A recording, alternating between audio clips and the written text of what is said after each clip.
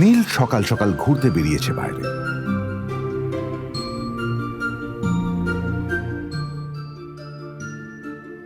কটা বাজে রে? আমার খুব লেট হয়ে গেছে বুঝলি। তোরা খেল, ঠিক আছে? তোরা খেল, আমি আসছি।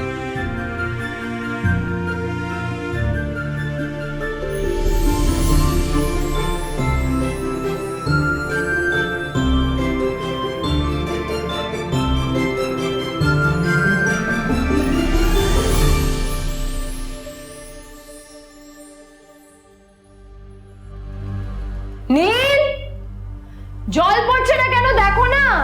নীল, নীল, নীল কোথায় গেল? নীল,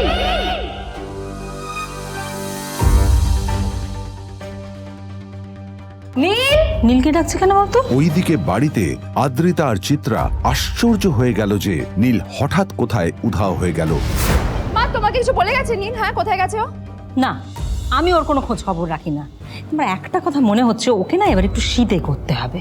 একটা কাজে যদি আসতো ছেলেটা, যখনই কোনো কাজের কথা বলি ভ্যানিশ হয়ে যায়। আমি ওকে বলেছিলাম R&B গোল্ডেন ডায়মন্ডস থেকে আমার সেটটা নিয়ে আসতে, আনেনি। আনেনি। আজকেও ভালো ওকে অফিসে নিয়ে যাবো, ভ্যানিশ হয়ে গেল। কোথায় গেল কে জানে। আমার ভাগ্যে জুটেছে এরকম একটা ছেলে। এই তুমি তুমি কেন বিয়েটা দিয়েছিলে আমাকে? এটা আবার কি বলছিস? আমার কি দোষ? দেখ, ওই অসভ্য ছেলেটার সাথে বিয়ে দিতে চাইনি। যা করেছে তোর বাবা করেছে, এটা আমার কোনো দোষ। তখনই হঠাৎ নীল সেখানে এসে উপস্থিত হলো, কিন্তু ও দুজনকে উপেক্ষা করে ভিতরে চলে যাওয়াই শ্রেয় মনে ও, করল। এই যে লাট সাহেব ফিরলেন রাজকার্য করে। এদিকে এসো, তোমার ফাঁকিবাজির আলোচনাই এখানে চলছে। মা এসো। প্লিজ থাক, মা থাক, ভাল লাগছে না। এমনিতেই অফিসের জন্য আমার লেট হয়ে যাচ্ছে, আর বিজন আমার ওয়েটও করছে। বিজনের নাম শুনে নীলের মুখটা ফ্যাকাশে হয়ে গেল। আদ্রিতা নীলকে উপেক্ষা করেই বলল, আরে যে এই ছেলেটার মতো আর একটা ফাঁকিবাজ না তুমি পাবে না। তুমি কেন দাঁড়িয়ে আছো? এই যে শোনো শোনো শোনো শোনো, দাঁড়িয়ে আছো কেন? তোমাকে আমি বলেছিলাম R&B গোল্ড ডায়মন্ডস এর সেটটা তুলেছো, তোলোনি তো। এইটা চাই না আমার। তুমি আমার সাথে অফিসে যাবে, ফেরার পথে তুমি সেটটা নিয়ে আসবে। তোমার জন্য সবসময় লেট হয়ে অফিসে, তোমার জন্য বিরক্ত লাগে। আর ব্যাগটা নিয়ে ওর পেছন পেছন কোথায় যাচ্ছ? যা দিয়ে ওখানে রেখে এসো। নীল চিত্রার সাথে মাঝে মাঝে ঝগড়া করলেও তার স্ত্রী আদ্রিতার সাথে ও কখনো ঝগড়া করত না। সত্য সব অপদার্থ। এত কিছুর পরেও কেন একজন ধনী বাবা তার মেয়েকে গরিব ছেলের সাথে বিয়ে দিলেন?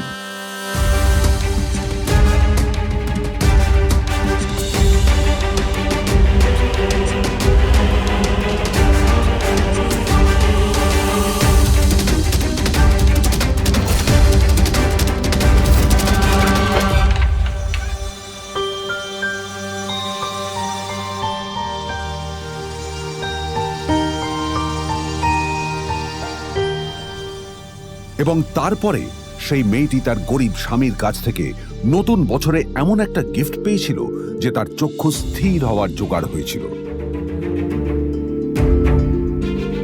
আর ওর স্বামী সম্পর্কে সত্যিটা জানার পর তো ও প্রায় অজ্ঞান হয়ে গিয়েছিল।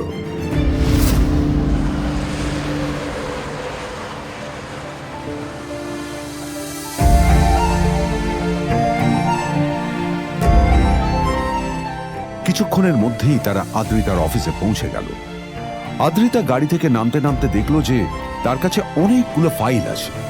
নীলের দিকে তাকিয়ে ওকেই ফাইলগুলো নিয়ে ভেতরে আসতে বলল। চলো, হা করে দাঁড়িয়ে আছো কেন? ফাইলগুলো নিয়ে ভেতরে এসো।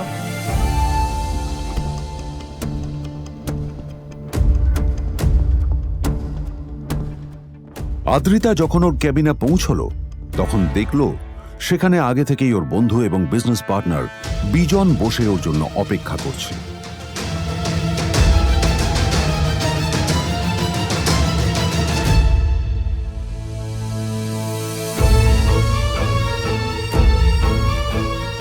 কোথায় ছিলে বলো? আমি 1 ঘন্টা ধরে তোমার জন্য এখানে ওয়েট করছি। এই লোকটার কি কোনো কাজকর্ম নেই? 1 ঘন্টা ধরে বসে আমার স্ত্রী আদ্রিতার জন্য অপেক্ষা করছে। সরি বিজন, আমি খুবই দুঃখিত যে বাড়ির কিছু লোকের জন্য না আমার সবসময় লেট হয়ে যায়। আদ্রিতার কথা শোনার পর বিজনের 1 ঘন্টা অপেক্ষা করার অভিযোগ 1 মুহূর্তের মধ্যে মিলিয়ে গিয়েছিল। কি হলো? হাসছো কেন? লটারি পেলে নাকি? লটারি? হ্যাঁ, তুমি আসা মানে আমার কাছে লটারির থেকেও বেশি দাম,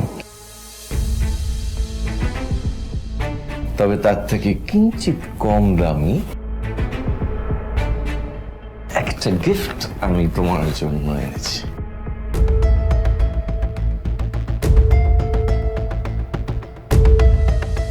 This is a rare diamond necklace for you. এটা আমার জন্য? সত্যি? এই শহরে এটা খুঁজে পাওয়া খুব বিরল।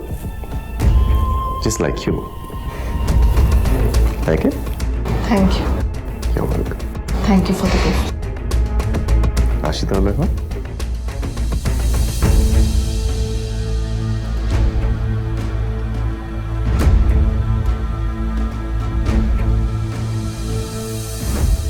আদ্রিতা, আমি আজ পর্যন্ত তোমাকে কোনো রকম উপদেশ দিইনি, কিন্তু আজ আমি তোমাকে বলতে বাধ্য হচ্ছি। এই যে এই লোকটা তোমাকে শুধুমাত্র ইমপ্রেস করার জন্য একটা নকল সস্তার হীরের গয়না দিয়ে গেছে। এরকম একটা লোকের সাথে তোমার মেশা উচিত না। ভবিষ্যতে কিন্তু তুমি বিপদে পড়বে। আদ্রিতা, আমি তোমাকে কথা দিচ্ছি, আমি তোমার জন্য আসল রেয়ার একটা হীরের গয়না এনে দেবো, এর চেয়েও দামি, এর চেয়ে অনেক অনেক বেশি দামি। তার জন্য আমাকে যাই করতে হোক না কেন, আমি তোমাকে একদিন ঠিক এনে দেবো, ঠিক এনে দেবো তোমাকে। তাদের বিয়ে হয়েছে 2.5 বছর। এর মধ্যে প্রথমবার তার মনে হলো নীল তার জন্য লড়াই করছে। নীলের এই রূপটা দেখে আদ্রিতা চমকে গেল। আজ প্রথমবারের মতো আদ্রিতার মনে প্রশ্ন এলো, নীলকে নিজের থেকে দূরে সরিয়ে রেখে আমি কি কোনো ভুল করছি? না না, এটা আমি কি ভাবছি? বিজন আমার বিজনেস পার্টনার, ও আমাদের মেইন ইনভেস্টর। নীলের এই অ্যাকশনের কারণে বিজন আমার কোম্পানি থেকে ব্যাক আউট করে গেলে কি হবে? না না না না না, নীলের জন্য আমি আমার এত বছরের পরিশ্রমকে জলে দিতে পারি না। আমার নীলকে নয়, আমার বিজনকে প্রয়োজন। এইসব ভাবতে ভাবতে আদ্রিতার নীলের ওপর রাগ হতে শুরু করে। আদ্রিতার রাগ তখন চরমে উঠে যায়। আজ প্রথমবার নীল আদ্রিতার সাথে খারাপ ব্যবহার করেছে। How dare you! তোমার এত বড় সাহস! হ্যাঁ, তোমাকে কে অধিকার দেয় বলো তো যে তুমি আমারই অফিসে দাঁড়িয়ে আমাকেই এতগুলো উল্টোপাল্টা কথা তুমি শোনালে? তোমাকে এখানে আনাই আমার ভুল হয়েছে, সবচেয়ে বড় ভুল হয়েছে। এবার চুপচাপ এখান থেকে বেরিয়ে যাও, right now. Get out! Neel আদ্রিতার এই কথার কোনো উত্তর দিল না। নীল জানতো যে ও যতই কথা বাড়াবে আদ্রিতা ততই বেশি রেগে যাবে। আদ্রিতা যেন তেন ভাবে নিজের রাগ চেপে ব্যাপারটা ওখানেই শেষ করার চেষ্টা করলো, কিন্তু ও তো জানতো না যে ব্যাপারটা তখন সবে শুরু হয়েছে। কি হলো, শুনতে পাচ্ছিস না? কালা নাকি? আমারই সামনে দাঁড়িয়ে আমার কেনা গিফট নিয়ে তুই মজা করলি? কত বড় সাহস রে তোর! নিজেকে তো বিক্রি করে দিলে ওরকম একটা ডায়মন্ড নেকলেস তুই কিনতে পারবি না। তোর এই গরিবের পারফিউম, সস্তা শার্ট, পায়ে একটা ফাটা চপ্পল নিয়ে নিজেকে বড় হিরো মনে করছিস? তোর নিজের কত দাম সেটা তোর নিজের জানা উচিত।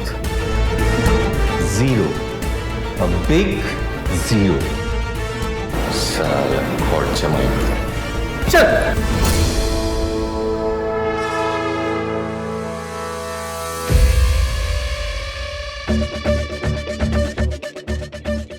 নীল তখনও ঝামেলা করার মেজাজ ছিল না, কিন্তু যখন কেউ অন্যের নীরবতার সুযোগ নিতে শুরু করে তখন কথা বলাটা প্রয়োজন। নীল আঙুল তুলে পেছনের দিকে ইশারা করে। প্রথম কথা, ওই যে ওখানে দাঁড়িয়ে আছে, ও আমার স্ত্রী।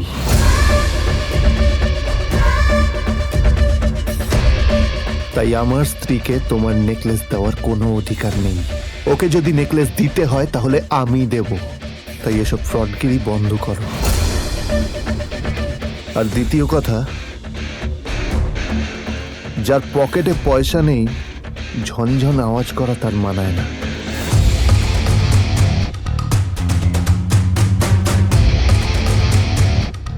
নীল বিজনকে তার সোয়াগ দেখিয়ে বেরিয়ে গেল।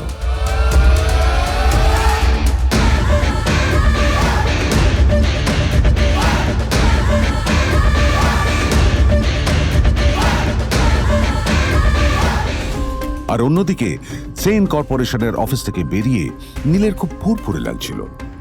তখনই হঠাৎ ওর ফোনটা বেজে উঠল। ফোনটা ছিল মিস্টার রায় চৌধুরীর। তিনি ছিলেন শহরের সব থেকে বড় বিজনেসম্যান। হ্যাঁ মিস্টার রায়চৌধুরী, আমি আপনাকেই ফোন করতে যাচ্ছিলাম। আমি একজন বিশেষ লোকের সাথে তোমার একটা মিটিং ফিক্স করেছি। ওর অ্যাড্রেস আমি তোমাকে টেক্সট করে দিয়েছি। আমি চাই তুমি ওই লোকটার সাথে মিট করো। ঠিক আছে, আমি যে কোনো কারোর সাথে দেখা করতে পারি, কিন্তু তার জন্য আপনাকে আমার দুটো শর্ত মানতে হবে। প্রথমটা, আমার জন্য একটা রেয়ার হীরের নেকলেস আপনাকে জোগাড় করে আনতে হবে। আর দ্বিতীয়টা, আমি আপনাকে টেক্সট করছি, এটাও কিন্তু একই রকম জরুরি। এই দুটো কাজ আপনাকে যত তাড়াতাড়ি সম্ভব করে ফেলতে হবে আমার জন্য, ঠিক আছে? তোমার অ্যাকাউন্টে কিছু টাকা পাঠিয়েছি। কিছু জামা কাপড় কেনো, যাতে তুমি ভদ্র সমাজে আসার যোগ্য হও, আর তোমাকে আমি স্বামীর পরিচয় দিতে লজ্জা না পাই। তোমার কারণে আমার পরিবার লজ্জা পাবে, আমি সেটা চাই না। যখনই দেখি তখনই তুমি ভিখিরির মতো ছেঁড়া ফাটা জামা কাপড় পরে থাকো। আসলে আদ্রিতার বাড়িতে আজ ফ্যামিলি ডিনার পার্টি ছিল, আর শেষবার নীলের জন্য ওকে অনেক ঝামেলা পোহাতে হয়েছিল। মেসেজ পড়ে নীল ফোনটা নিজের পকেটে রেখে রাস্তার ধারে গিয়ে একটা ট্যাক্সি থামানোর জন্য হাত বাড়িয়ে দিল। নীল ট্যাক্সি ধরে গোল্ডেন সিটি অ্যাভিনিউর দিকে বেরিয়ে পড়ল। নীল ওই বাড়িতে ঘর জামাইয়ের মতো থাকলেও ও যেন ওখানে একজন চাকর ছিল। সবাই ওকে অপমান করত।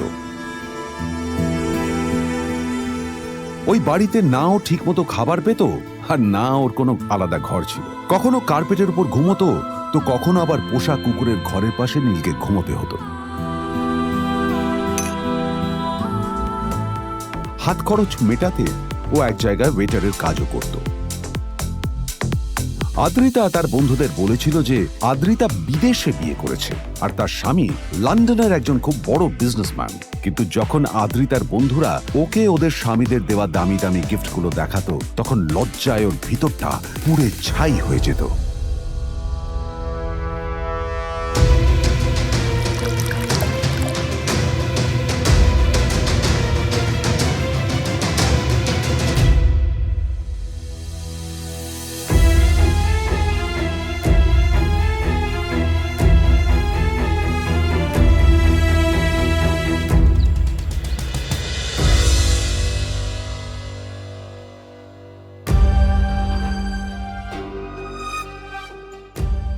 দুদিন পর নিউ ইয়ার পার্টির আগে নীল আদ্রিতার কাছে এসে একটা গিফট প্যাক দেয়।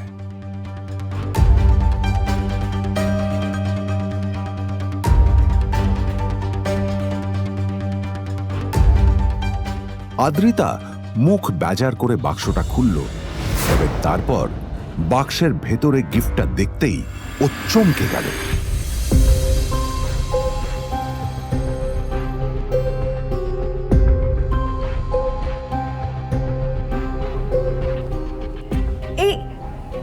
এই ফোনটা মানে এটা তো একটা স্পেশাল এডিশন। এটার দাম তো 3 কোটি টাকা। তুমি এটা পেলে কোথা থেকে? আসলে এটা অরিজিনাল নয়। আমি ওই ফোনটারই একটা কপি এনেছি।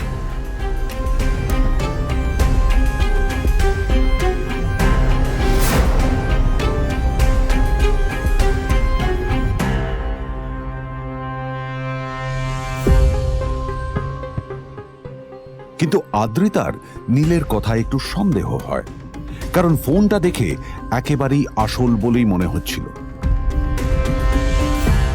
পরের দিনই আদ্রিতা ওই কোম্পানির শোরুমে গেল। এই ফোনটা একটু দেখুন না প্লিজ। ওয়াও, আচ্ছা ম্যাম, আপনি কি মিস্টার রয় চৌধুরীর বন্ধু? কে মিস্টার রয় চৌধুরী? ও, আপনি কি ওই রয় চৌধুরী গ্রুপ অফ ইন্ডাস্ট্রিজের মালিকের কথা বলছেন? হ্যাঁ। না না, আমি ওনাকে চিনি না। আমি কেন, আমার মনে হয় কেউই ওনাকে চেনে না। বড় বড় মানুষেরাই ওনা দেখা পান না। আমিও কোনোদিন ওনাকে দেখিনি। কিন্তু সাডেনলি আপনি এই প্রশ্নটা করলেন কেন? অ্যাকচুয়ালি ম্যাম আপনার হাতের এই ফোনটা আসলে এটা ফোনের স্পেশাল এডিশন। এই কাটিং, এই ডিজাইন, এই লোগো, এটা জাল করা ইজ নেক্সট টু ইম্পসিবল। আর গোটা ভারতে বিক্রি হওয়া এই ফোনের সেকেন্ড পিস এটা, যেটা মিস্টার রয় চৌধুরী কিনেছিলেন। সেজন্যই জিজ্ঞেস করছি ম্যাম, আপনি এই ফোনটা কোথা থেকে পেলেন? তবে কি নীলই মিস্টার রয় চৌধুরী, নাকি নীল এই ফোনটা চুরি করেছে? বেকার নীলের কাছেই কোটি টাকার ফোন কোথা থেকে এলো? নীলের সত্যিটা তাহলে কি? আর ও যদি সত্যি বড়লোক হয়ে থাকে, তবে ও নিজের শ্বশুর বাড়িতে খরচামাই হয়েই বা থাকে কেন? আদ্রিতা এসব কথাই মনে মনে ভাবছিল। তবে আদ্রিতার বিশ্বাস ছিল যে কোনো না কোনো মতলব করেই নীল এই ফোনটা আদ্রিতার জন্য নিয়ে এসেছিল। কিছুদিন পর আদ্রিতা সেই ফোনটার কথা ভুলে গেল। গোল্ডেন সিটি অ্যাভিনিউ শুধু কলকাতারই নয়, এটা ছিল সারা পশ্চিমবঙ্গের সবচেয়ে বিলাসবহুল সোসাইটিগুলোর মধ্যে একটা।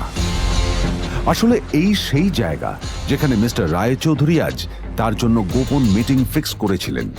কিন্তু নীল কার সাথে দেখা করতে যাচ্ছে এ সম্পর্কে ওর কোনো ধারণাই ছিল না। যখন নীল সেখানে পৌঁছলো, পুলভিলার বাগানে বসে থাকা লোকটিকে দেখে রাগে নীলের রক্ত ফুটতে শুরু করলো। নীল ওখানে না দাঁড়িয়ে বেরিয়ে গেল। তখনই হঠাৎ একটা মেসেজ এলো। আসলে আজ আদ্রিতার ফ্যামিলি গ্যাদারিং এ যাওয়ার আগে নীলকে ওর হাই স্কুলের রিইউনিয়নেও যেতে হতো।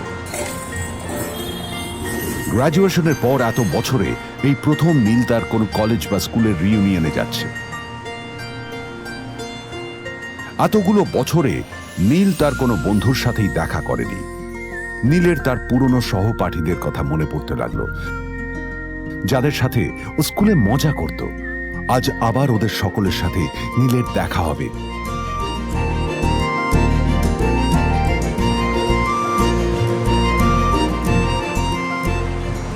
আর এই সব কিছু ভেবেই নীল এক্সাইটেড হয়ে যাচ্ছিল। আসলে সোহিনীকে নীল তার স্কুল টাইমে পছন্দ করত।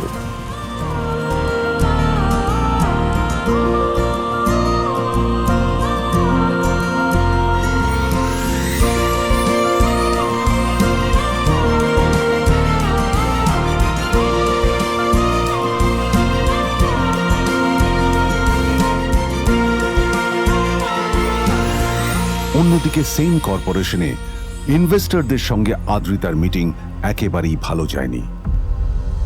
নীল রিইউনিয়ন পার্টির জন্য হোটেল প্রাইম স্টারের দিকে রওনা হলো। হোটেল প্রাইম স্টার ছিল শহরের সবচেয়ে দামি হোটেল।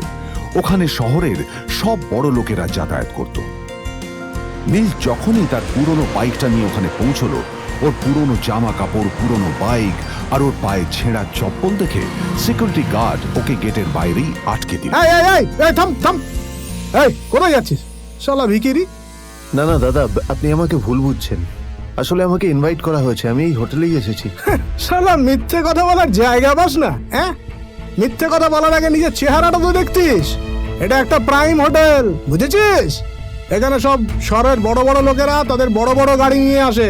শালা তোর মতো একটা ভিকিরি একটা ফ্যাট প্যাটে আওয়াজ বের করা বাইক নিয়ে চলে এসেছিস, আর আমি তোকে ঢুকতে দেবো? না দাদা, আমাকে ইনভাইট করা হয়েছে। আমাকে শুনুন, শুনুন না, আরে চল, আমাকে একবার ঢুকতে দিন আমাকে। নীল পড়ে যেতেই একটা দামি গাড়ি ওখানে এসে দাঁড়ালো। এই গাড়িটি আর অন্য কারো নয়, হোটেল প্রাইমের মালিক মিস্টার খান্নার ছিল। কি হচ্ছে কি এটা? হোটেলের গেটের সামনে এসব এসব ক্যাশ চলছে এখানে। হোটেলের বদনাম হবে না এতে?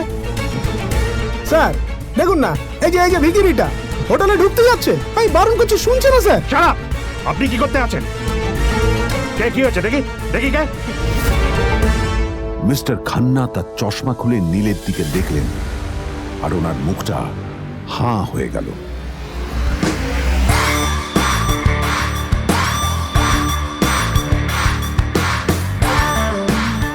নীল স্যার, আপনি?